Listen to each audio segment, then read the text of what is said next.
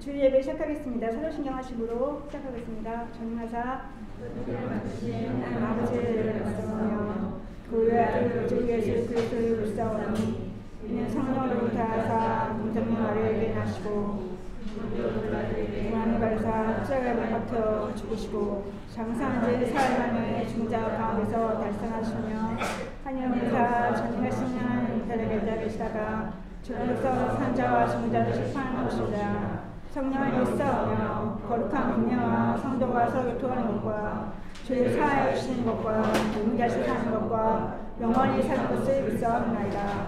아멘. 네, 오늘도 말씀이 두 가지인데요. 중요한 가지인데 첫 번째 말씀은 하박국 잠깐만요. 하박국 3장 16절에서 19절 말씀입니다. 하박국이 구약 밑에 끝에 쪽에 있습니다. 하박국 3장 16절에서 19절 말씀입니다. 하박국 3장 16절에서 19절 말씀입니다.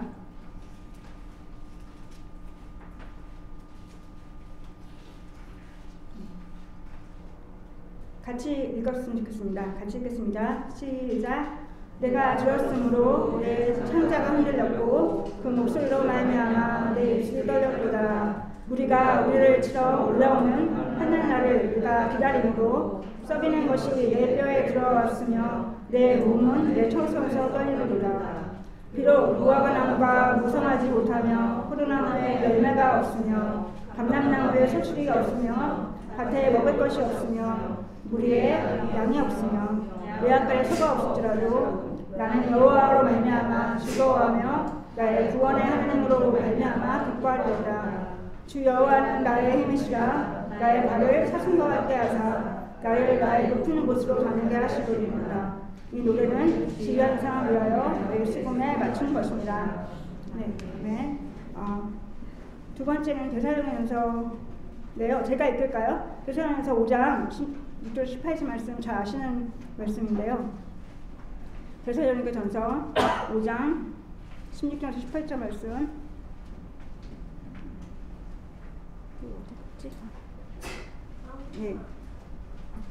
네. 항상 기뻐하라, 쉬지 말고 기도하라, 범사에 감사하라. 이것이 저희를 향한 하나님의 뜻입니다라고 하셨습니다. 아멘. 네.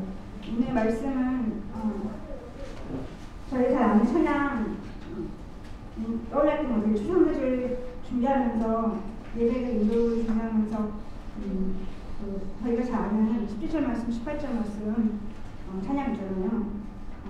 그 찬양 떠오르면서 하박국 말씀을 보게 되었던 것 같습니다. 예술 성경으로 한 번 더 보면 16절부터 16절 후반부에 저는 무단에 앉아 기다립니다. 우리를 공격하는 자들에게 닥치는 운명의 날을 기다립니다. 나 하나님께 즐거운 찬송을 부릅니다. 나의 구원자 하나님 앞에서 즐겁게 뛰어눕니다. 나 하나님의 통치와 승리를 믿고 용기를 얻어 기운이 차리네. 사슴처럼 뛰어다니는 나 산 정상에 오른 듯한 기분이라네. 그 노래를 이세상에서 하고 있는데요. 17절 말씀에 우리를 공격하는 환난 날을 저는 무단에 앉아 기다리라고 하는 말씀에 저의 힘이 아니라 저는 잠잠히 기다리고 19절에 이어서 말씀하시는 주 여호와 하나님이 나의 힘이시라고 고백이 이어지는 것 같은 묵상을 해보았습니다. 17절 말씀에 무화과 나무, 포도나무 열매가 없고 소출이 없고 밭에 먹을 것이 없고 우리의 양이 없고 외양간에 소가 없는 것은 우리가 살아갈 때 중요하고 없어서는 안 되고 무너지기 쉬운 것들이 현실에 없다는 감사할 수가 없는 상황을 말하는 것 같습니다.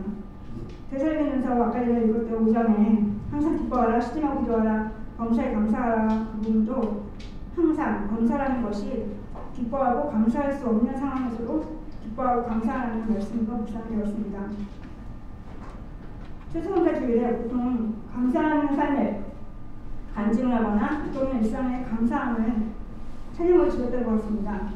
이번에 예배 드리면서 뭔가 감사할 것이 있나? 그 은혜를 어떻게든 찬양해야 될 텐데라는 그런 마음 제안이 있었다는 것을 발견했습니다.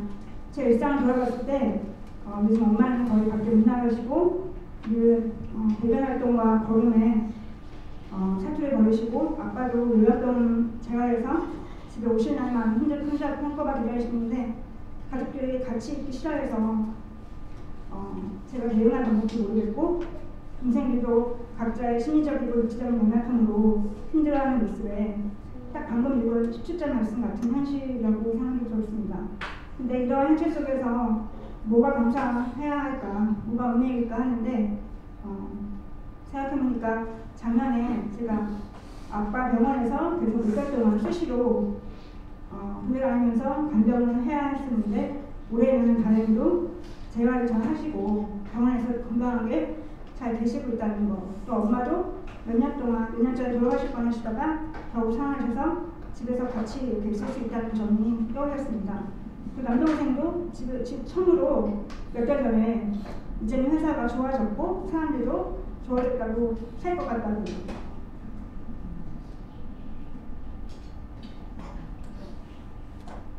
네. 하는 말을 듣고 또 여동생도 또 언니 덕분에 병원도 잘 만나서 증상이 없어지고 또 언니가 있어야 될 것 같다고 그런 말을 몇 달 전에 했던 것이 떠올랐습니다. 요즘 엄마가 요리를 전처럼 못하셔서 엄마가 아프셔서 못하실 것을 대비해서 만드신 레시피 300개 되는 책이 있거든요. 300개를 거의 돌파하고 있는데요. 백종원 걸 위주로 하시는데 여러 가지 나물에 국에 생선이나 해서 동생들과 요리를 손주지만 같이 요즘 많이 하고 있습니다. 근데 엄마랑 먹고 있고 근데 같이 하는 가족들 같이 하는 즐거움, 요리를 해서 가족들 섬기는 그런 장면들이 떠오를 때 일상에서 영혼을 사랑하는 마음, 또 돌보는 마음, 예수님 믿는 마음, 또 우리를 구원하신 하나님으로 말미암아 즐거워하고 기뻐하는 일상의 한심이 아닐까 마음이 들었습니다. 우리가 며칠 전에도 제가 생각했던 그림이 안 나오자 또 나쁜 연주가 나오고 별난 소리가 나오고 엄마 마음을 상하게 하고 동생과 또 티격태격했던 장면도 많고요. 아직도 제 복과 제 뜻은 여전히 가득한 성경입니다. 그래서 주님 앞에서 다름받고 훈련해야 하는데 돌이키고 새로워지기가 쉽지는 않은 것 같습니다. 이번 주일도 교회에서도 또 제 급한 성경대로 제가 생각했던 추성제절에 했던 그 그림들이 있었던 것 같아요. 근데 영신교회에서 항상 늘 그렇듯이 물 흐르듯이 자연스럽게 여러 성도님들이 자발적으로 섬겨주시고 서로 축복하는 마음으로 헌금이나 재정을 다 섬겨주셔서 하나님의 은혜는 자연스럽고 따뜻하고 하나님의 성품이 그대로 드러나는 거구나 느꼈습니다. 추수감사주일과 임직식 예배를 앞두고 주님의 감사와 은혜가 충만한 과정을 같이 함께 느끼고 섬기고 무엇보다 서로를 불쌍히 여기는 마음, 또 하나님께서 저희들을 불쌍히 여겨주시길 바라는 가련한 마음을 구워주셨다고 생각이 들었습니다. 교회와 가정 사역에서 일상에서 소소하게 하루하루 살아갈 때 작은 은혜들을 자연스럽게 느끼고 경험하는 것 자체가 은혜이고 감사한 일인 것 같습니다. 19절 말씀에 아까 전에 하신 말씀처럼 내 힘으로 어찌할 수 없고 어떠할 때에도 주 여호와가 내 힘이십니다. NIV 봤을 때도 메이크나 은혜를 쓰는 문자를 쓰는데 우리 상황은 그렇지 아니함에도 불구하고 나의 발을 사슴과 같게 만들어주시고 나의 높은 곳으로 다닐 수 있게 해주시는 분은 내 힘이 아니라 하나님이십니다. 나의 높은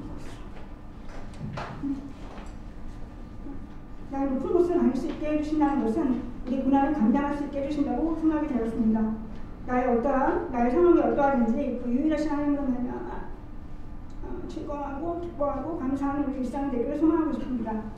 드디어 끝났습니다. 예배를 위해 기도하실 때 첫 번째로 오늘 예배 시간도 우리의 일상도 자연스럽고 따뜻한 하나님의 은혜와 성품을 느끼고 하나님을 친히 만나는 시간이 되길 기도하고 싶고요.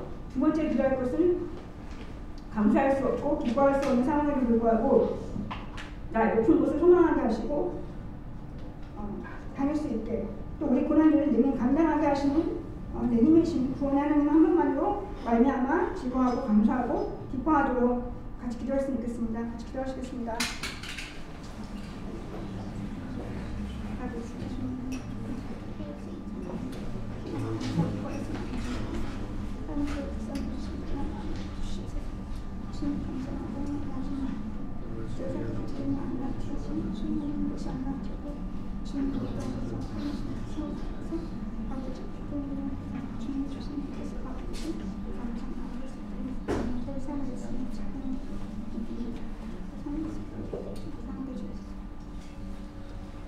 감사합니다. 오늘도 이렇게 날씨 주시고 주님 이렇게 은혜로운 추수감사 주일을 맞이하게 해주셔서 감사합니다. 저희 오늘 예배 시간에 기도할 때 또 같이 예배를 드리면서 아버지를 찬양할 때 자연스럽고 꽃다랗던 하나님의 은혜를 구합니다. 주님, 하나님의 성품을 느끼고 하나님의 성품을 경험하고 주님 더욱더 하나님의 은혜와 정말 아버지에게 불쌍히 해주시는 그런 간절한 마음을 구하고 싶습니다. 아버지, 저희들 어떤 문화이든지 항상 능히 감당하게 하시고 주님 구원하는 내 힘이 되시는 하나님만을 찬양하고 영광 돌리고 아버지 은혜를 구하는 그런 일상을 살고 예배 드릴 수 있게 주님께서 항상 지켜주시옵소서. 감사합니다. 예수님 그렇습니다. 아멘.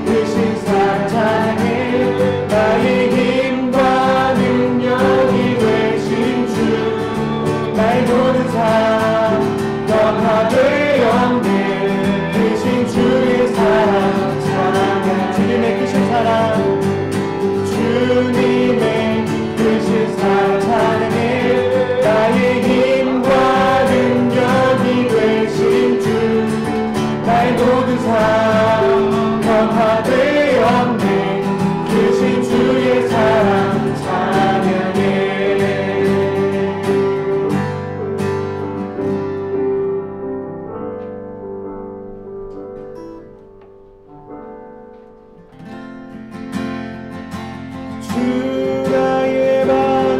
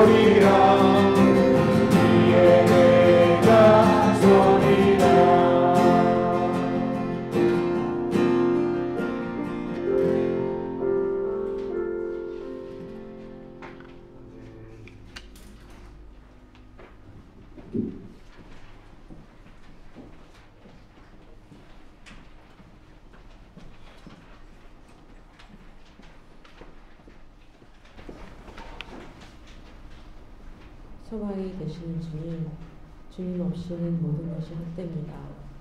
주님의 호흡 없이는 불순종과 탐심, 욕심으로 비울 수 있는 너무나 약한 존재입니다. 미세한 틈을 허락하는 순간 넘어질 수 있음을 알기에 은혜의 주님 안에 꼭 붙어 있습니다. 방종하게 하는 마음, 눈의 욕심을 따르는 육신의 요구들이 성령의 법을 대적할 때 옷자락 끝에 달아놓은 말씀들을 기억합니다. 인자와 진리의 주님, 주님의 보혈은 능력이 있습니다. 우리의 기도를 들으시고 손 잡아주시는 주님, 우리 안에 계신 가장 큰 귀한 그 이름을 찬양합니다. 이미 이기신 십자가를 붙들고 주께서 이끄시는 대로 날마다 담대하게 나아갑니다. 끝없는 사랑, 주님을 깊이 아는 변화의 새 노래가 주님의 귀에 들리기를 승리의 주 되신 예수 그리스도의 이름으로 기도합니다. 아멘.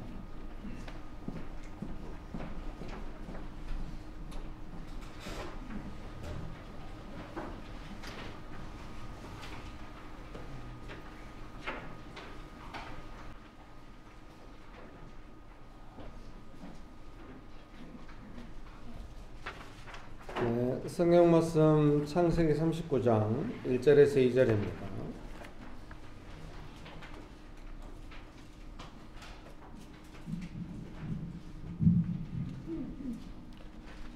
창세기 39장 1절에서 2절 말씀 제가 읽어드리겠습니다. 창세기 39장 1절에서 2절입니다. 요셉이 이끌려 애굽에 내려가매 바로의 신하 춘희대장 애굽사람 보디발이 그를 그리로 데려간 이스마엘 사람의 손에서 요셉을 사니라. 여호와께서 요셉과 함께 하심으로 그가 형통한 자가 되어 그의 주인 애굽 사람의 집에 있으니. 아멘. 좋으신 예수님 은혜를 베풀어 주셔서 감사합니다. 하나님 아버지 간절히 의지합니다. 성령 하나님 충만하게 역사해 주셔서 감사합니다. 예수님의 이름으로 기도합니다. 아멘. 네, 설교문 보시면서 함께 말씀 나누겠습니다. 요셉이 노예로 팔려가서 보디발의 집에서 이제 본격적으로 이제 이집트 총리가 될 때까지 요셉의 삶이 시작되는 부분의 내용입니다. 그래서 좀 심각하기도 하고, 노예로 팔려갔으니까요. 심각하기도 하고, 또 하나님께서 함께 하셔서 요셉을 형통하게 하시는 놀라운 본문이기도 하죠. 근데 제가 좀 이 고립이라고 오늘 설교 제목을 정해서 설교문에 써놨는데요. 사실 처음에 정하고 싶었던 제목은 요셉 사회생활을 시작하다 였어요. 근데 노예로 팔려갔는데 사회생활을 시작한다고 하니까 혼자 막 묵상하고 기도하면서 대한민국 남자 첫 문장을, 이제 서론의 첫 문장을 대한민국 남자들 다 군대 간다고. 제가 이제 89년도에 군대 가지 않았겠습니까? 쌍팔년도에 군대. 들어가자마자 뒤지게 맞았습니다. 그 가족들하고 헤어져서 들어갈 때까지 가만히 있었는데 갑자기 막 선착순 시키고 뒤로 굴러 앞으로 굴러 막 옆으로 굴러 막 발로 차고 막 정신이 하나도 없었습니다. 뒤지게 맞고 막 고생했습니다. 오사단 신변교육대회였는데. 나중에 70도 죽는 데 가서 더 고생했습니다. 맨날 맞고 막. 그래서 이제 그러면서 이제 집을 떠나서 자기 삶의 터전을 떠나서 이제 대한민국 남자들은 출발하죠. 그러니까 얼마나 군대 가기 싫겠습니까?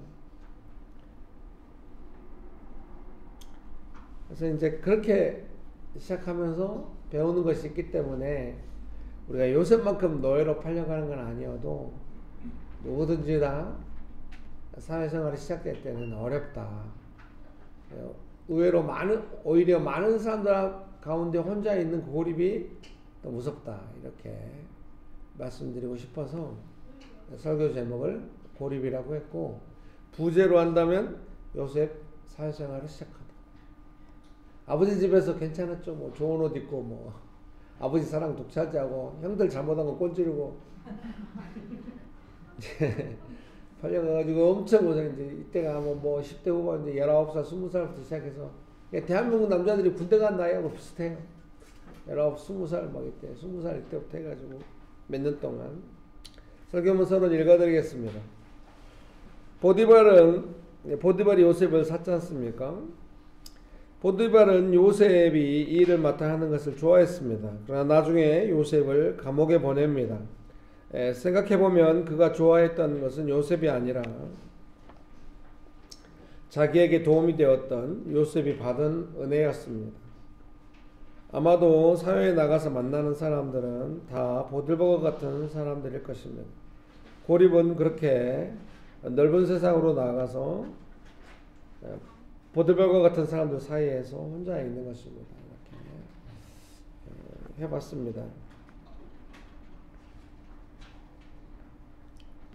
만약에 보디발이 진짜 요셉을 좋아했다고 한다면, 하나님을 사랑했다고 한다면은 요셉을 그렇게 감옥에 보내지 않았을 것입니다.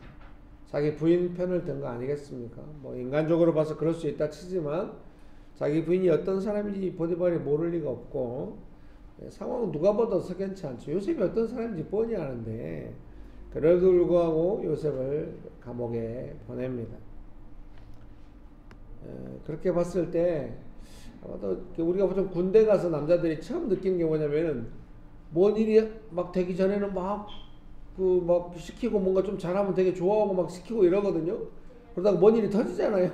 그럼 다 빠져나가고 맨 밑에 있는 사람한테 책임이 내려오는 경우가 많아요. 막 영창 가고 막 이러거든요. 그러니까 그때 처음으로 세상의 쓴맛을 보죠. 와, 무섭구나.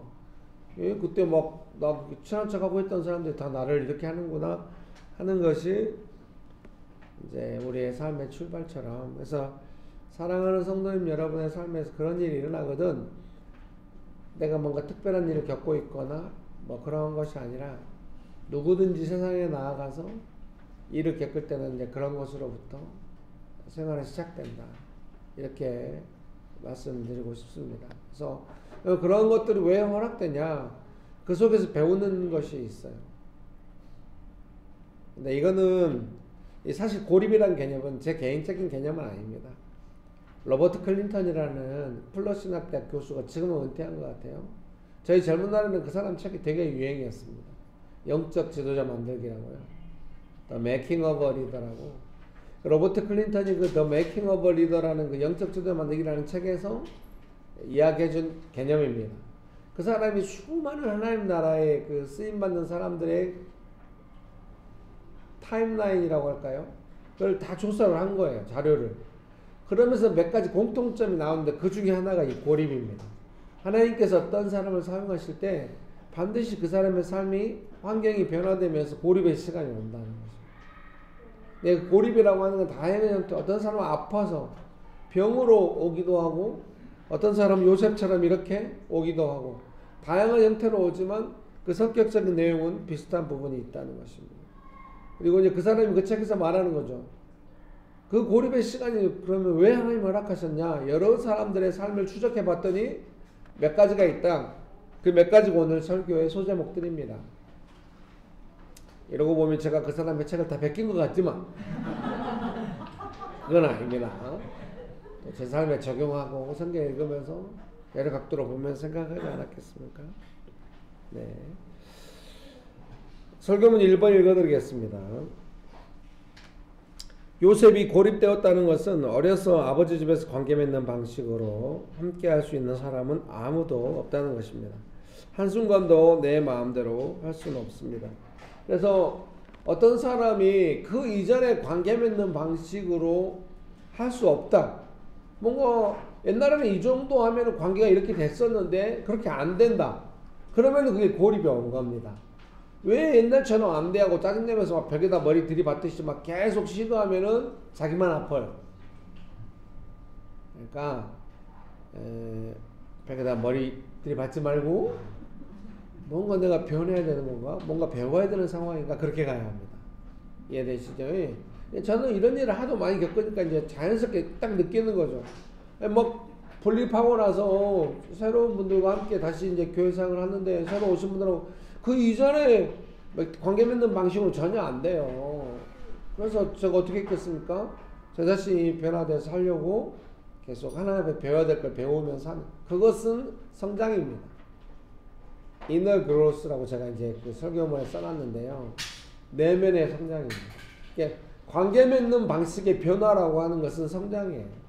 오늘 예배 인도하신 권사님이 그 전에 관계 맺던 방식으로 하지 않고 가족들과 전혀 다른 관계 맺는 방식으로 했을 때 가족들이 다 좋아져 가고, 그러니까 어떤 사람이 하나님께 부름받아가지고 고립된 가운데에서 성장을 한다. 그러면은 자기 주변에 있는 모든 사람이 복을 받는 거예요. 요셉이 하나님 앞에 부름받아서 계속 그렇게 이너 그로스가 일어나니까, 내면의 성장이 일어나니까 뭐 하나님을 전혀 모르던 사람도 복을 받을 뿐만 아니라 나중에 요셉의 가족들도 복을 받게 되고 요셉 자신도 복을 받게 되는 것이죠. 그래서 이 고립이라고 하는 것은 반드시 그 내면의 성장과 함께 온다는 것을 알고, 지금 내가 그러면은 가만히 있으면 너 고립, 너 성장 이렇게 안 되죠. 뭔가 이유는 잘 모르지만 그 전과 다르게 내 삶이 어려워지고 딱딱해지고 관계 맺는 것이 어려워지고 막 이렇게 오는 겁니다. 그러면은 저 사람 나빠. 내 인생은 맨날 이렇게 가지 말고 이거 뭔가 지금 내 내면의 성장으로 지금 이끄시는 것이 아닌가 생각하면서 여기서 뭘 배워야 될지를 진지하게 고민하면서 배워야 하는 것입니다. 성장하는 시기입니다. 믿습니까? 계속해서 읽어드리겠습니다. 설교문 1번의 세 번째 줄입니다. 요셉은 성장했습니다. 자신에게 적대적인 환경 속에서 그는 사람들과 함께 일하며 살았습니다. 성경은 하나님께서 요셉과 함께 하시며 형통한 사람이 되었다고 말씀하십니다. 적대적인 환경에서 그가 은혜를 입기까지 하나님 앞에서 얼마나 매달리고 겸손하게 의지했을지 생각할 수 있습니다. 하나님을 의지할 수밖에 없는 환경, 그리고 간절함이 이 사람을 성장하게 합니다. 그러니까 요셉이 노예로 팔려가니까 아버지 집에서 관계 맺는 방식으로 아버지의 사랑에 기대해서 뭔가 할 수 있는 것이 하나도 없어요. 그러니까 새롭게 관계를 맺어야 하고 그 관계 맺는 방식이 바뀌어야 되는데 그 근본에는 뭐냐? 하나님을 의지해서 관계 맺는 방식을 배워가는 것입니다. 그러니까 어떤 사람이 성장한다고 하는 것은 결론적으로는 관계 맺는 방식에 있어서 성숙해서 간다는 것이고, 그 근본은 하나님을 의지해서 사람들과 관계 맺어 간다는 것입니다. 그러면은 뭐 사람 두려워할 필요가 없어요. 여러분 인생에 만난 최악의 빌런들 있죠. 우리 큰형님은 저한테 맨날 말해요. 자기는 오광최를 싫어한다고.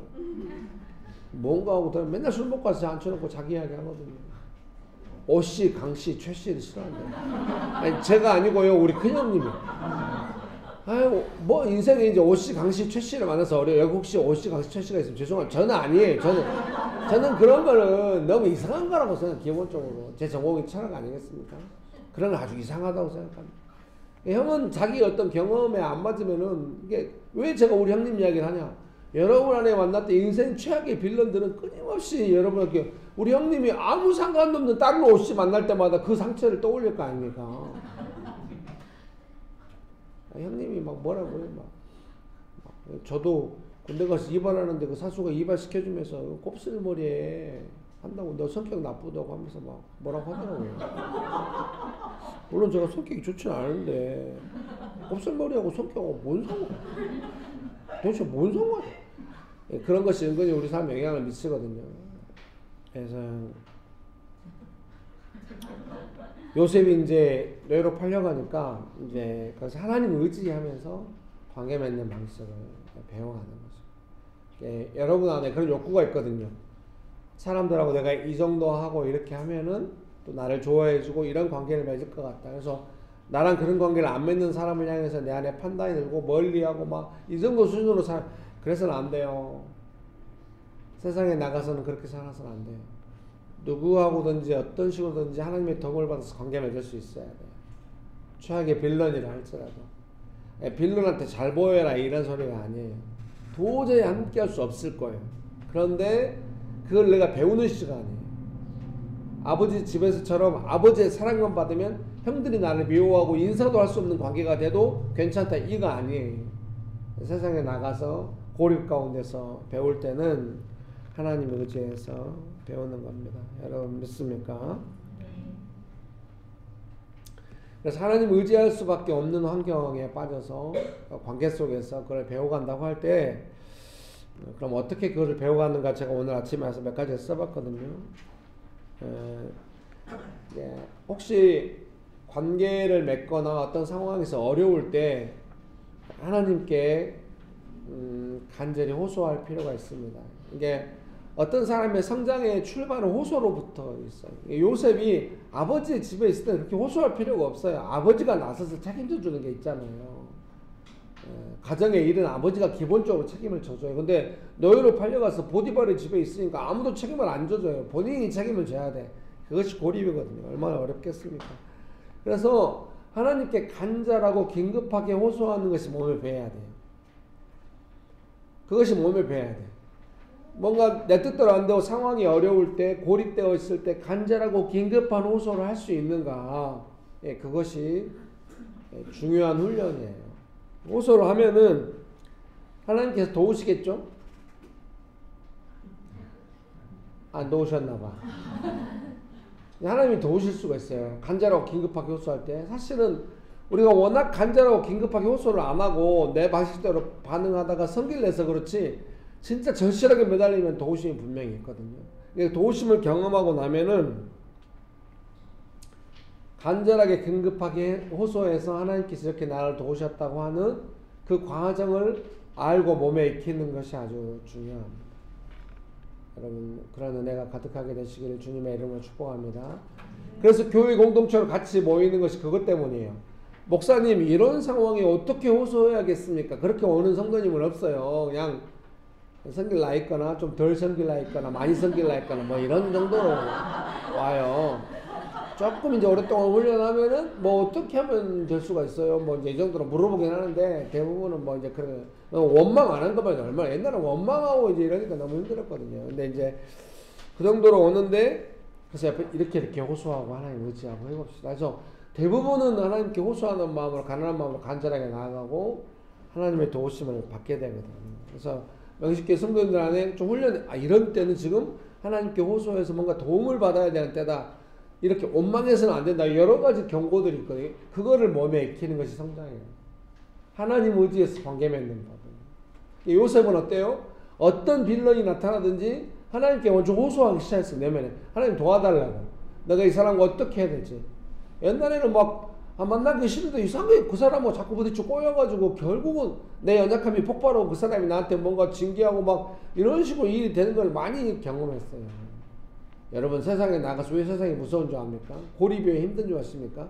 내가 조금만 내 연약함 보이잖아요. 반드시 복수하거든. 그 빌런들은. 나 그래서 오늘 이제 세상에 돌아가서 이 빌런이 나한테 복수했지. 이러면서 하면은 더 빌런이 되겠죠. 그 사람이. 이렇게 하지 마시고. 그래서 이제 그걸 몸에 이렇게 요셉처럼 자주 간절히 긴급하게 계속 하나님께 도와달라고 하는 호소를 자주 하게 되고 그렇게 좀 자주 도움을 받다 보면은 나중에는 어떻게 합니까? 도움을 많이 받아야 익히거든요. 도움 안 받고 계속 부딪히고 고립만 되면은 사람이 진짜 구렁텅이에 빠지겠잖아요. 근데 너무 낭패를 경험한 것 같은데 하나님의 도우심을 경험하면은 그 다음부터는 경험이 있으니까 어떤 빌런이 나타나도 당황하는 연약함으로 반응하지 않고 여기서 어떻게 도움받을 것인가 하나님께 간절히 구하게 되고 도우심을 구하게 되고 기본적으로 내 연약함으로 반응 안 하게 하려고 하고 그런 게 있죠. 삶의 사소한 영역에서 여러분 다 훈련 받을 거예요. 택시 타면서 얼마나 훈련을 많이 받았나. 이번에 우리 딸이 시험 보는데 아침에 택시 타고 가는데 항상 중요한 순간에 택시를 탈 때는 아빠가 앞에 타주면 좋겠단 말이야. 그 말은 빌런 택시 기사를 만났을 때 퇴치해라. 우리 가족들은 제가 앞에 안 타면 택시를 잘 안 타려고 그래요. 제가 앞에 타서 빌런 택시 기사를 퇴치해야 안전하다. 탔는데 이제 제가 미리 나가서 택시 이제 하고 딸이 나와서 뒤에 타고 제가 앞에 탔는데 택시 기사님이 약간 짜증을 내면서 뒤로 타라. 아니 제가 뒤에 탈 거면 왜 같이 탑니까? 딸 혼자 뒤에 앉아서 좀 차분하게 시험 보러 갈 때 오라고 제가 앞에 타려고 하는 건데 같이 뒤에 타라고 그러면 딸이 얼마나 불편하겠습니까? 그래서 제가 아이 죄송하다고 잠깐만 가까우니까 금방 가겠다고 사정사정해서 앞에 탔으면 탔는데 담배 냄새가 나. 제 아내와 딸은 담배 냄새 때문에 너무 괴로워. 그래서 제가 창문을 살짝 잠깐만 창문 열겠습니다. 이 기사님이 좀 탐탁지 않아 뭔가 운전이 계속 하는데 내가 딱 그래도 무사히 도착했어. 창문 열었다 닫았다 열었다 닫았다 우리 딸을 신경 쓰는 거야. 막 되게 민감하고 딸한테 제가 이제 유머하면서 딸아 아빠는 아침에 교회 가서 청소하고 있을 거야. 나중에 딸이 말하기를 아빠의 그 말이 얼마나 비장하고 어설프게 들렸는지 그때 분명히 웃으면서 서로 웃기면서 이야기해. 정말 딸들은 말을 고지고대로 듣지 않아요. 그 예민한 느낌이 있나 봐요. 내 딸이 이제 시험장에 들어가기 전에 편의점에서 뭐 사갖고 이제 들어간다고. 그 전날 사전 갔으니까 다 알잖아요. 근데 기사님이 쭉 위에서 이제 그 정문 앞에 이제 제가 또 사장했죠. 밑에 조금만 내려가 달라고. 편의점 쪽 조금만 내려. 좀 내려가서 우리가 어차피 돈 내니까 내려가면 좋을 텐데 조금 내려가서 그냥 내리라고 한다고. 그래도 감사하다고 내렸어. 다른 편의점으로 건너가고 저는 버스 타고 교회로 왔습니다. 연약함으로 반응하지 않으려고 이 긴장감 가운데 어떻게 하나님 의지에 살까 몸에 배어있다고 할 수 있어요. 사랑하는 성도님 여러분께서 고립의 시간에 낯선 환경 속에서 이전에 관계 맺는 방식으로 잘 안 될 때 뭘 배우냐? 하나님 의지에서 하나님 도움받아서 관계 맺어가는 것을 이렇게 여러분은 결과를 원할 수도 있어요. 어떻게 관계를 잘 맺어? 그것이 먼저가 아니라 뭘 배우냐면 하나님 의지하고 도움받아서 관계 맺는 거. 그러니까 맨 먼저 뭐예요? 호소하고 도움받아보고 도움받아보니까 어떻게 도움받아야 할지 알고 이거를 먼저 익혀. 이게 관계는 실패할 수가 있어요. 아주 최악의 빌런을 만나거나 내 연약함을 정확하게 건드리는 빌런을 만나면 실패할 수도 있어요. 그러나 하나님의 도움받는 법을 익히는 것은 실패하지 않아요. 점점 풍성하게, 점점 세밀하게, 점점 빨리. 아주 좋은데요? 점점 풍성하게, 점점 세밀하게, 점점 빨리. 점점. 더 멀리, 더 빠르게. 우리 시대 체육 시간에 그런 구호가 있었거든요.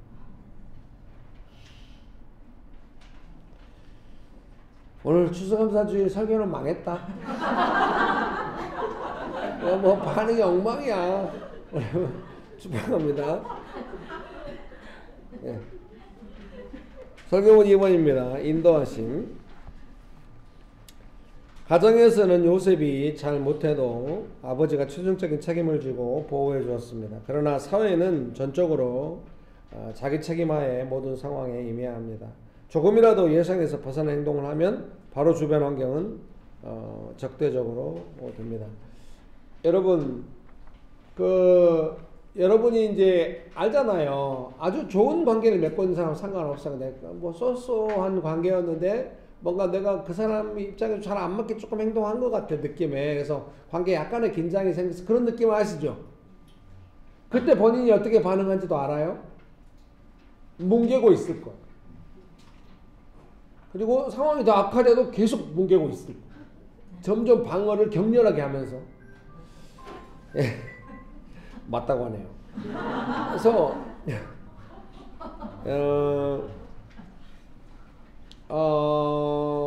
그러면 안 돼요.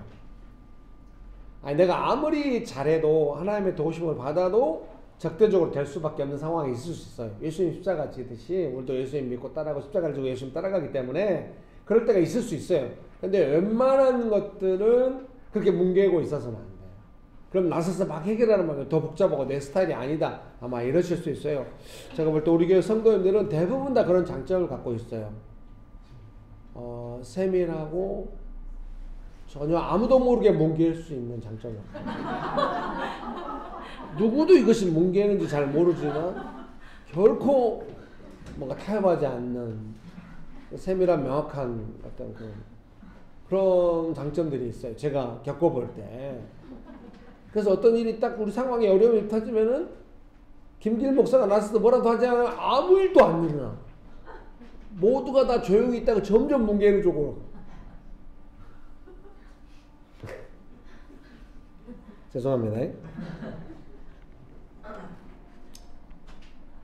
여러분이 그 지수로 알고 있어야 돼요.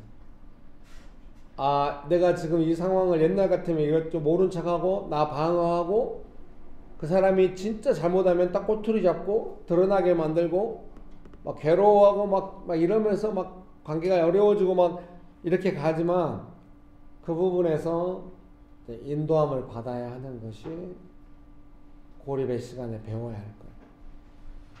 믿으십니까? 그래서 네, 지금 뭐 유튜브가 잘 안 되나 봐요. 배달이 와버렸어요. 아니 12시 넘어서 식사한다고 그랬는데 벌써 와버렸어요. 배달은 우리 뜻대로 안 돼. 어떻게 하겠어요? 뭐 배달하시는 분도 돈 벌어야 돼. 얼른 갖다 주고 또 가야 또 돌아다니게.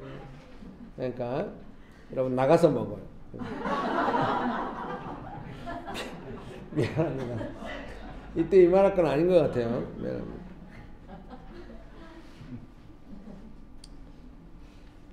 그래서 내가 결코 다른 사람의 예상에서 벗어나는 행동을 안 해야겠다. 다른 사람의 예상에 맞는 행동을 해야겠다. 그건 아닌데요. 뭔가 우리의 예상에서 벗어난 일들이 있고 나도 그 상황을 받아들일 수밖에 없어서 관계가 어려워지고 있다는 느낌이 들거든. 반드시 이 부분은 인도하심을 받아야 되는 상황이다. 이렇게 인지를 해요. 여러분 믿습니까? 그런 은혜가 가득하게 되시기를 주님의 이름으로 축복합니다. 네, 읽어드리겠습니다. 아무도 내 편이 없는데 같이 일해야 하는 환경에서 인도하심을 배우는 것입니다. 인도하심은 내가 원하는 것을 이루기 위해 찾아가는 과정에서 배운다기보다는 낭떠러지로 가지 않기 위해 조심스럽게 길을 찾는 것과 비슷합니다. 여기 봐봐요. 내가 볼 때 최악의 빌런 아니면 최악까지는 아니지만 차악의 빌런, 내 스타일이 아닌 어떤 빌런들을 만났어요. 그동안에 어떻게 그걸 처리했던 것 같아요? 대부분 관계가 어렵게 끝나면서 정리가 돼요. 그 속에서 인도하심을 배우는 것이 인도하심. 인도하심이라고 하는 게 내가 은혜 왕창 받아가지고 내가 원하는 걸 딱 이루기 위해서 하나님의 도움 받았고 은혜 이렇게 도움 받아 이렇게 딱 성취. 그것도 있겠죠. 근데 거의 대부분 그것은 인도하심이 아니고요. 벽에 딱 부딪혀가지고 방법이 없는 것 같은 관계를 만났을 때 고립되어 있을 때 그럼 여기서 어떻게 인도하심으로 요셉이 보디발 완전 호의적인 사람이구만. 노예를 거의 자식처럼 이렇게 키워주는구만. 그게 아니란 거 알잖아요. 바로 감옥 보내. 요셉이 얼마나 하나님의 도움을 받아가지고 보디발과 관계를 신중하게 이끌면서 왔는지. 그렇게 했어도 그렇게 형통한 삶이 되었어도 감옥 갈 때가 있어. 안 될 때가 있어. 근데 우리는 뭐 감옥 가기 전에 이미 보디발한테 맞아 죽겠지.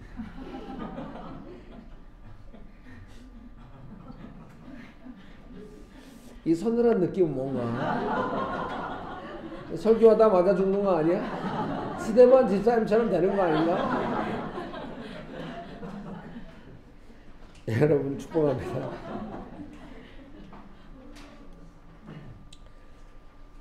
설교문 2번에 밑에서 네 번째 줄 뒷부분에 길이 없는 것이 아니라 잘 몰라서 찾기 어려운 것입니다. 발을 헛디지 않고 신중하게 한 걸음씩 나아가야 합니다. 요셉의 지혜, 인도하심이 분명해지는 것은 감옥에서 실각한 정치인들을 만났을 때입니다. 여기 보시겠습니까? 요셉이 그 지혜라고 하는 거 있지 않습니까? 정말 엄청난 문제를 해결할 만한 하나님의 지혜를 받는 것이 구체적으로 드러난 때가 언제입니까? 그 감옥에서 떡 맡은 관원, 술 맡은 관원을 만나서 잘 생각해 보십시오. 제가 하나님께 해석을 받아보겠습니다 해서 당신은 이렇게 되고 당신은 이렇게 될 것입니다. 술 맡은 관원 당신은 관직으로 회복하겠습니다. 이런 것들이 그 감옥 안에서 나오는 것입니다.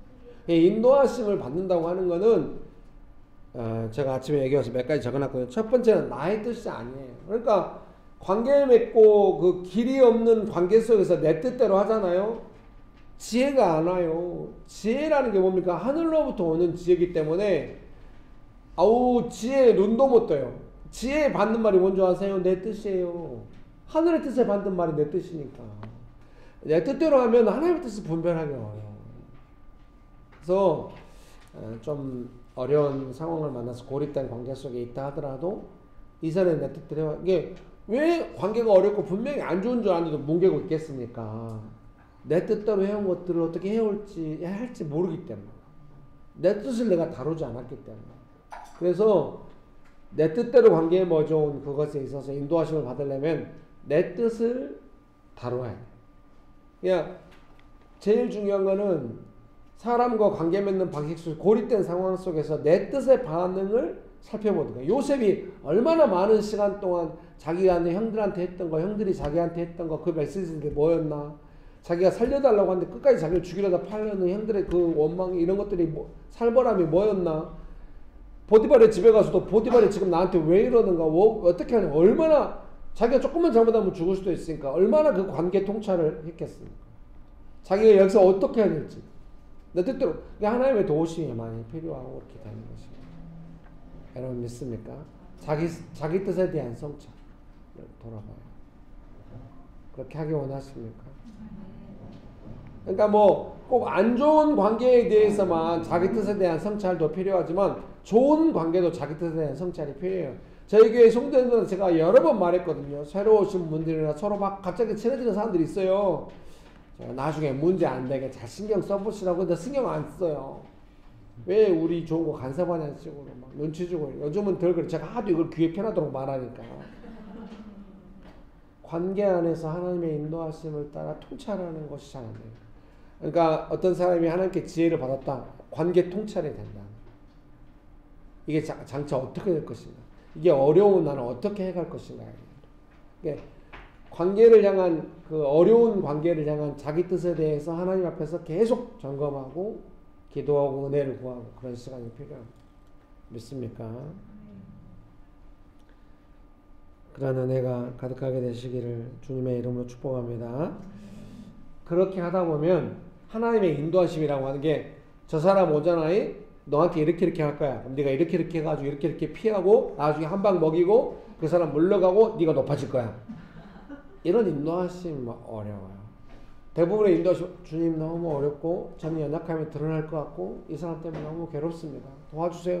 간절히 매달릴 때마다 하나님의 위로와 은혜가 임하면서 내 안에 그렇게 반응할 수 하나님이 제 경험입니다. 한계가 있어요. 하나님이 단 한 번도 저 사람을 어떻게 할게 저 사람이 얼마나 너에게 나쁘게 하는지 이런 응답 거의 없어요. 저의 반응에 대한 하나님의 위로가 대부분이고요. 나중에 그런 일을 많이 경험하니까 이 상황에서 어떻게 해야 되겠습니까? 그러면 걱정하지 마라. 하나님께서 이렇게 하시겠다. 이런 응답이 아주 뒤에 아주 오랫동안 제 반응과 제 뜻을 살피면서 위로받고 은혜받고 제 약함들을 안 하고 난 다음에야 이 문제에 하나님 이렇게 하시겠다. 이런 응답을 많이 받았던 기억이 있습니다. 여러분 축복합니다. 그러니까 어때요? 하나님과의 인격적인 친밀함이라고 하는 것이 어려운 사람을 만나서 인도하심 받으면서 이루어지는데 하나님이 거룩하시고 의로우신 분인데 우리가 하나님 저 사람 진짜 나빠요. 한 대 때려버려야 돼. 신나게 때려보자. 마치 동네에 주름 잡는 우리 큰형처럼 막 해본다든가. 아니 실제 우리 큰형은 그런 분 아닌데 그렇게 한다든가 그러면 또 하나님의 의로우심이 어디 있습니까? 우리가 원하는 건 그런 거겠지만 여러분 그러지 않아요? 우리 애가 학교폭력 당한다. 그러면 조폭세게 큰 가까운 인척 한 명 데려와서 벌벌 떨게 만들거나 아니면 경찰 높은 사람 데리고 와서 벌벌 떨게 만들거나 이렇게 하고 싶잖아요. 자, 자식을 안 키우시죠? 미안합니다. 하나님과 인격적인 친밀함이 거기서 이루어집니다. 그래서 내가 뭐 때문에 어려운지 어떻게 반응해서 하나님이 우리를 도와주신 거 뭐겠어요? 이런 상황에 갔을 때 제 연약한 대로 반응하고 제 연약한 반응에 대해서 계속 만져주시는 거예요. 그래서 제가 교회에서 성도들 보면서도 걱정하는 사람들은 누구냐면 되게 민감하게 자기한테 손해날 것 같은 상황이나 자기 연약함을 건드릴 것 같은 상황이나 자기의 반응이 자기가 통제 안 될 것 같은 상황을 잘 피해 다니는 사람들이 있어요. 걱정해요. 결코 성장하지 않기 때문에. 인도하시면 몰라요. 그건 인도하시면 안 해요. 봐, 내가 잘 피했잖아. 그건 인도하시면 안 해요. 그럼 나가서 뒤지게 맞고 막 관계 파탄 나고 막 이런 것이 인도하시면 그렇지 않아요. 자기가 어떻게 하는지 계속 찾아서 그 부분에 하나님의 위로와 은혜가 많이 있어가지고 그 부분에서 하나님과 친해져요. 하나님, 저는 잘 안 돼요. 이게 어떻게 해야 할까요? 그때마다 자기 내면의 반응이 통찰이 되고, 그래서 다른 사람이 나한테 어떻게 하는지에 대해서 다 보일 정도가 돼야 돼요. 여러분, 잘 안 보일 수가 있어요. 나한테 잘해주면 좋은 사람이고 나한테 괜히 몰려고 하면 나쁜 사람이에요. 그건 통찰이 아니에요. 관계에 대해서 보이는 게 있어요. 그러면은 관계를 이끌어갈 수 있어요. 여러분 간혹 이런 경우 있어요. 여러분이 막 은혜가 셈이라고 인도하심 셈이라고 막 통찰이 있었고 그런 건 아닌데 어떤 리더들 다른 사람은 다 어려웠는데 은근히 나랑 잘 맞아. 그래가지고 다른 사람들 감히 시도도 못한 나는 시도해가지고 그 사람하고 친해져. 그런 경우 간혹 있죠. 네, 그것 같은 거. 그런 통찰과 관계를 이끄는 힘이 내가 멤버를 할 때도 생기는 거예요. 인도하심이 있어야 돼요. 요셉이 지금 계속 그게 되는 거예요. 그러니까 감옥 가서도 그렇게 하고 총리가 돼서도 그렇게 하고. 원래 요셉이 그런 사람 아닌데 고립의 시간은 우리에게 그런 것을 주는 것입니다. 여러분 믿습니까? 예. 예.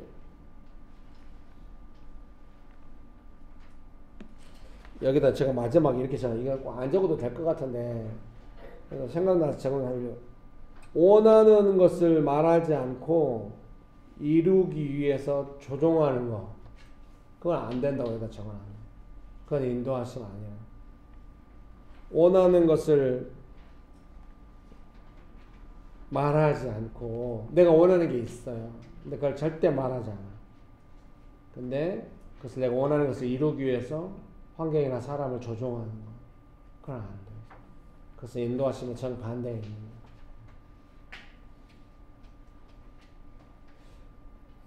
고립의 시간에 반응을 잘못한 인격 형성의 가장 어려운 부분 두 가지. 뭉개는 거, 조종하는 거. 그건 안 돼. 가장 좋은 훈련은 뭐예요? 친밀함. 그래서 자매님들이 은혜 많이 받아가지고 점점 예수님과 친밀해질 때 약간 통찰이 되잖아요. 아, 이게 지금 무슨 문제고 우리 부부가 함께 이렇게 반응해야 되는데 남편 뭉개기 선수, 조종의 왕. 그럼 자매들이 복장 터져가지고 남편한테 이 말도 해보고 저 말도 해보고 싸우고 이러다가 부인이 아파야 남편이 너 왜 그래? 너 뭘 잘못했냐? 이런. 그러면 그런 남편을 옆에서 보니 그런 걸 통찰해서 아는 사람은 네가 뭐냐고 지금 부인을 그렇게 하면 쓰냐고 돌봐야 이제 겉으로 보기에는 부인이 화낸 것 같죠. 그러면 안 돼. 정말 너무 위험해. 그런 사람 단순히 성장하지 않는 정도가 아니야. 너무 위험해. 생명은 성장하고 흘러가는 건데 여러분 그런 은혜가 가득하게 되시기를 주님의 이름으로 축복합니다. 3번은 작은 일입니다. 작은 일이라고 하는 것은 고립돼 어떤 일을 맡겨 작은 일을 하는 요셉처럼요. 근데 그것은 제가 생각할 때는 어떤 규모가 작다 이런 거라기보다는 일을 대하는 삶의 방식이 아직 분명하지 않은 것을 말합니다. 일을 대하는 삶의 방식은 여러 가지 일들을 겪으면서 점점 익숙해지고 능숙해질 것입니다. 요셉이 국가적인 위기에서 그가 섬기는 파라오를 위하고 백성들을 구제하고 가족들을 보호합니다. 하나님을 의지하고 위기에 대응하는 그의 능력은 처음부터 그의 인생 전반에 걸쳐 계속됩니다. 하나님이 도우셨던 일하는 방식을 기억할 필요가 있습니다. 이게 어때요? 요셉이 자기 인생에 위기가 오잖아요. 그 위기를 타파하기 위한 어떤 대응 능력을 기르잖아요. 그 대응 능력을 기르는데 처음에는 작은 거예요. 근데 나중에는 국가적 위기에 대한 대응 능력도 길러서 하잖아요. 그래서 지금 우리가 삶의 어떤 고립이 와서 어떤 위기 속에서 대응하고 하나님께 도우심을 받는 것은 그 대응 능력을 기르고 있는 것이고 나중에는 더 넓은 곳에서 더 많은 일 속에서 열매를 맺으면서 할 수가 있습니다. 여러분 믿습니까? 그 밑에 제가 적어놨어요. 결론으로 선교단체를 떠나 반 지하방을 얻어 4명의 가족이 함께 살았던 날들이 어제 같습니다. 조금 심각한 고립이었습니다. 가난한 마음, 주어진 약속, 구체적인 응답이 그때 있었던 삶의 방식이었습니다. 그러니까 제가 이제 그때가 30대 초반이겠잖아요. 애 둘 다 분유 먹고 이럴 때인데 그때 선교단체는 아무 대책 없어요. 제가 신학도 안 했고 중간에 복학을 못 해가지고 아내도 교사 그만뒀고 후원도 완전히 다 끊기고 쌀도 떨어지고 막 기름도 떨어지고 막 이런 상황인데 대책 없이 나왔거든요. 하나님 간절히 의지하고 더 많았는데 그때 제가 뭘 배웠겠습니까? 쌀이 떨어질 때 하나님 우리에게 먹을 것 주셔서 그때 막 배우는 거예요. 그때는 거의 본능적으로 가난한 마음을 했죠. 거기서 섬기려면 쌀 더 안 올까 봐. 그럼 제 인생이 어디로 가겠습니까? 우리 딸이 공부하면서 항상 저희를 협박하는 말이 엄마 아빠 지금 내가 내 인생 어디로 가 그런 생각이 다시 올라왔어. 우리가 따라 걱정하지 마. 얼른 찾아가서 계속 참아주면서 위로하고 같이 밥 먹으면서 위로하고 또 몇 개월 괜찮다고 또 엄마 아빠 내 인생 어디로 가요? 내 인생 어디로 가?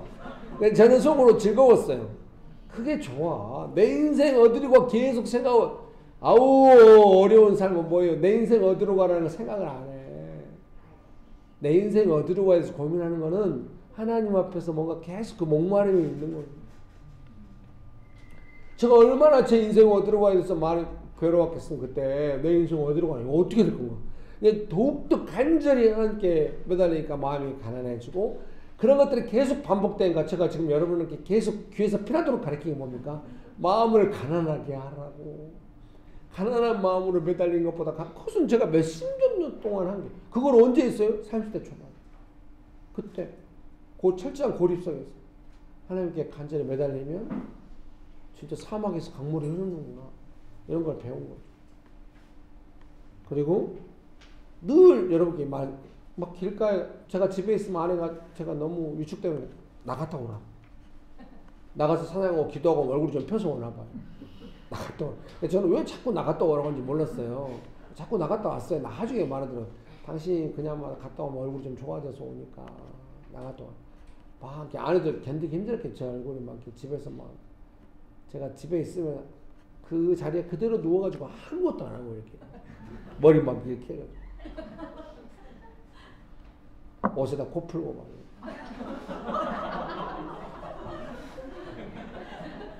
아무것도 안 하고 누워가지고 옷에다 코 풀고 머리 이래가지고 누워 TV나 돌리고 있고 막 나가서 막 찬양하고 기도하고 마음이 새로워져 이렇게.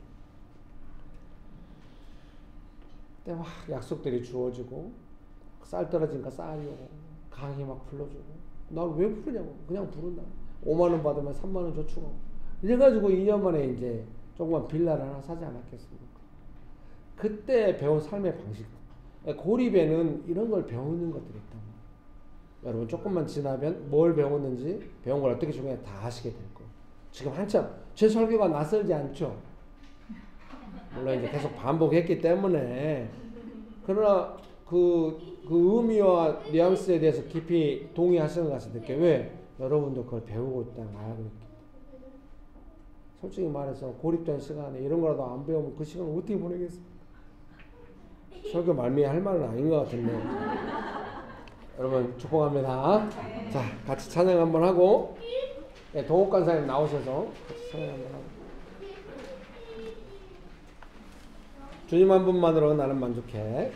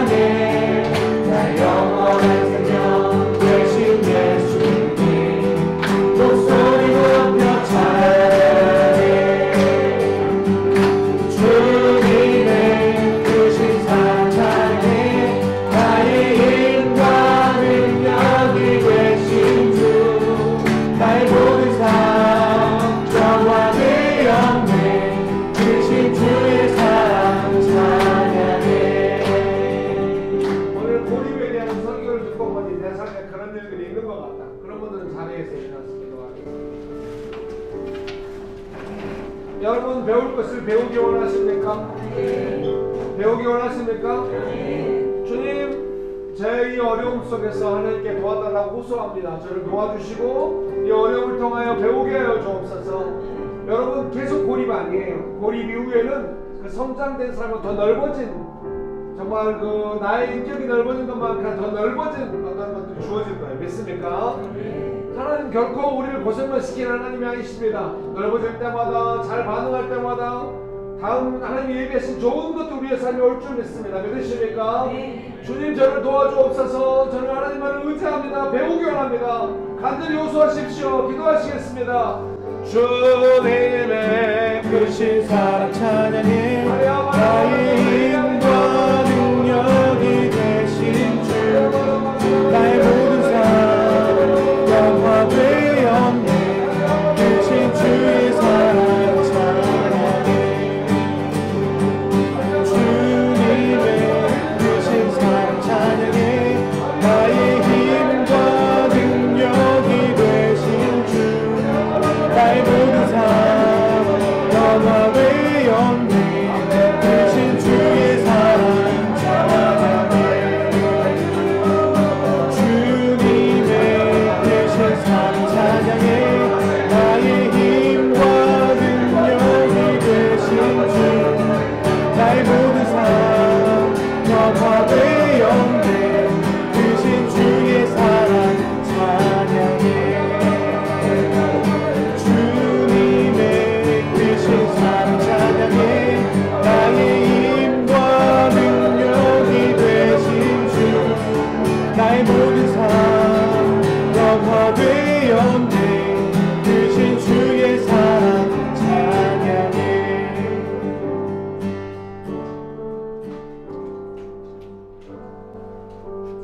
여러분 다 경험이 있으실 겁니다.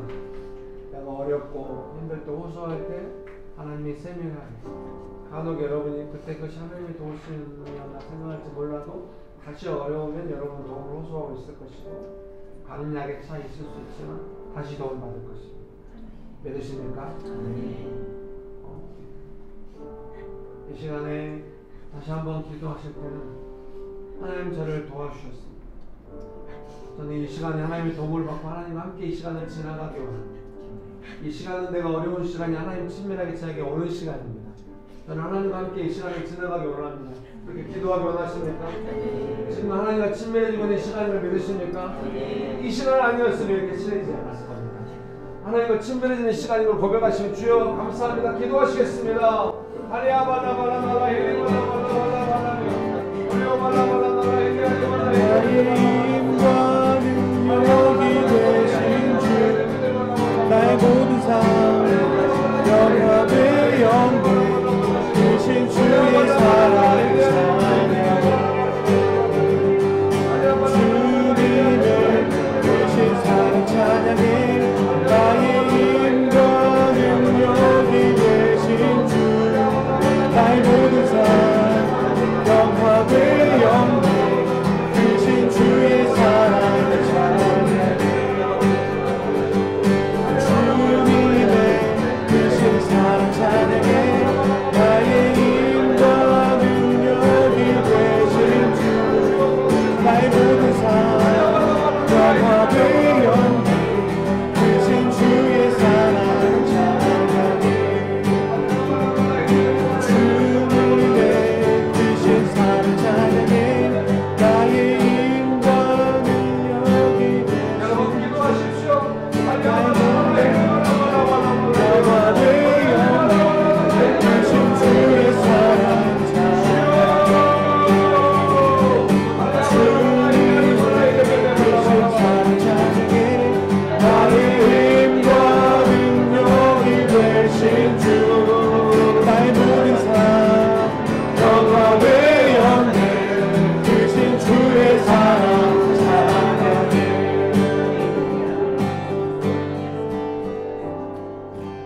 여러분 염려하지 마십시오. 인생의 가장 중요한 것은 하나님과 가까워지는 것입니다. 하나님과 친밀해지는 것입니다. 우리가 염려하는 것이 하나님과 친밀하지 않을까 염려하는 것이 아니라 나의 삶이 어떠한 것이 어떻게 될까 염려하고 있는 것이라면 여러분 염려하지 마십시오. 그 모든 것이 하나님의 뜻과 손안에 하나님의 능력 안에 있는 것입니다. 중요한 건 내 삶에 하나님과의 친밀함이 어떻게 되고 있는가 하는 것입니다. 그러니 여러분 지금 어려우시니 하나님께 진실하게 호소하고 있으니 아무것도 염려하지 마십시오. 하나님이 여러분의 호소를 들으십니다. 여러분을 도와주십니다. 하나님을 찾고 있는 여러분의 심령과 심정을 이해하십니다. 좋으신 예수님 은혜를 베풀어 주셔서 감사합니다. 예수님의 이름으로 기도합니다. 아멘.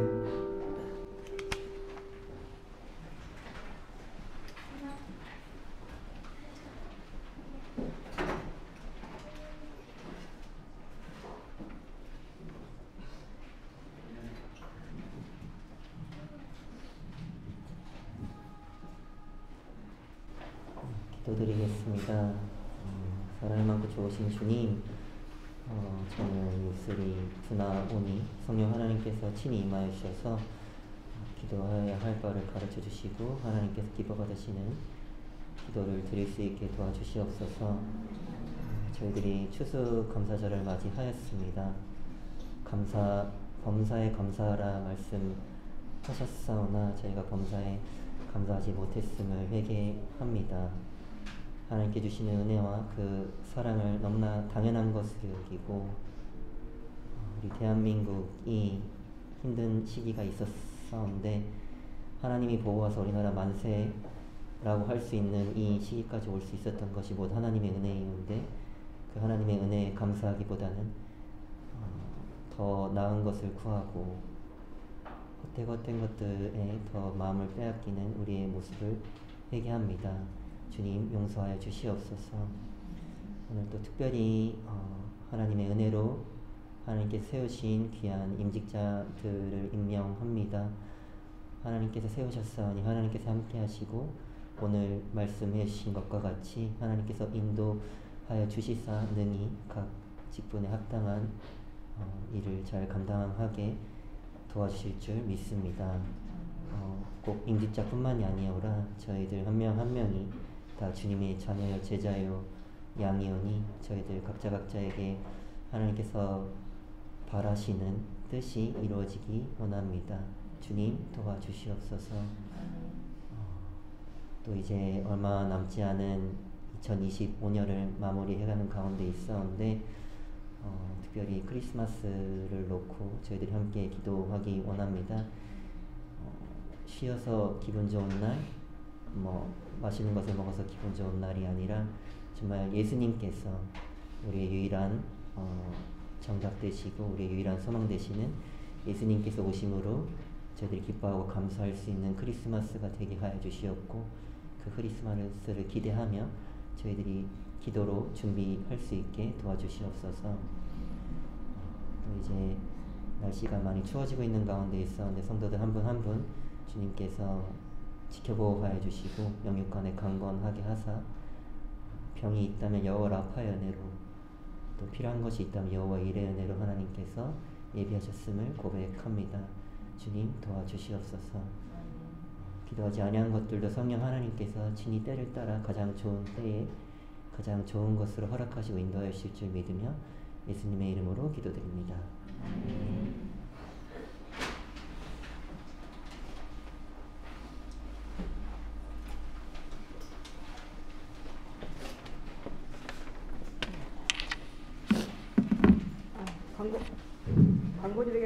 광고 시간입니다.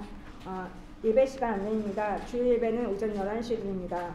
장소는 서울시 금천구 복권역 30, 이단의 상가 206호입니다. 주일 모임은 이번 주일은 추수감사주일입니다. 예배 직후에 식사하시고 청소하시고 2시에 임직 예배가 있습니다. 직분 받으시는 분들이 명신교회에서 더 큰 사랑으로 함께 섬기시고 주님 안에서 형통한 자로 은혜 충만하시기를 미리 축복하고 축하드립니다. 감사와 은혜가 충만한 주일 되기를 기대하고 기도 부탁드립니다. 묵상 모임은 도시사역 묵상을 진행하고 있는데요. 온수, 용산, 양재, 서현, 상암, 상봉, 판교, 여의도, 남창, 독산 등에서 진행하고 있습니다. 캠퍼스별 묵상 모임은 교회 줌으로 진행합니다. 수요 기도회는 수요일 밤 8시 교회 줌에서 기도 모임으로 진행됩니다. 묵상 축도하심으로 마치겠습니다.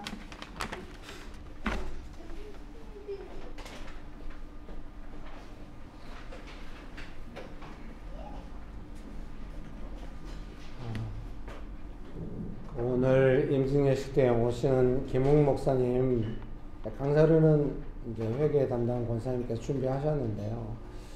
이제 그 교회를 개척해서 하시는데 조금 상황이 어려운 것 같아요. 이렇게 그 공간을 같이 나눠서 쓰고 또 이렇게 하나 봐요. 그래서 우리가 지난번 작년에 임승예식 때 왔을 때는 우리가 항상 교회 가끔 하잖아요. 개척교회 월세 후원을 한 달치를 하는데 이번에는 할지 말지 이제 고민돼가지고 한번 언급만 해봤는데 반응이 그닥 뭐 이렇게 작년에 열화와 같았는데 올해는 담장하길래 저도 쫄아가지고 그냥 하지 말까 이렇게 했는데 또 권사님 물어보시고 해서 집사님 한 분이 또 헌금을 하셨어요. 그래서 교회에서 100만 원 정도 하고 월세로 또 성도님들도 하시면 모아서 하면 어떨까 싶기도 합니다. 한 분 집사님 헌금하셨는데 2분 이상 더 하시면은 그때 진행하고, 만약에 두 분 이상이 더 안 된다 그러면은 그분들이 하는 헌금만 보태서 그냥 전달하도록 하겠습니다. 감사합니다.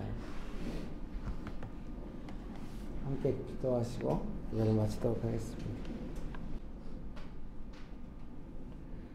지금은 우리 주 예수 그리스도의 은혜와 아버지 하나님의 크신 사랑과 성령님의 교통하심이 고립된 중에도 하나님과 친밀해지며 배울 것을 배우며 성장하며 나아가기를 결정하는 명신교회 사랑하는 성도들의 삶 위에, 명신교회 위에, 조국교회 위에, 온 열방 위에 지금부터 영원토록 함께 하시기를 간절히 축원합니다.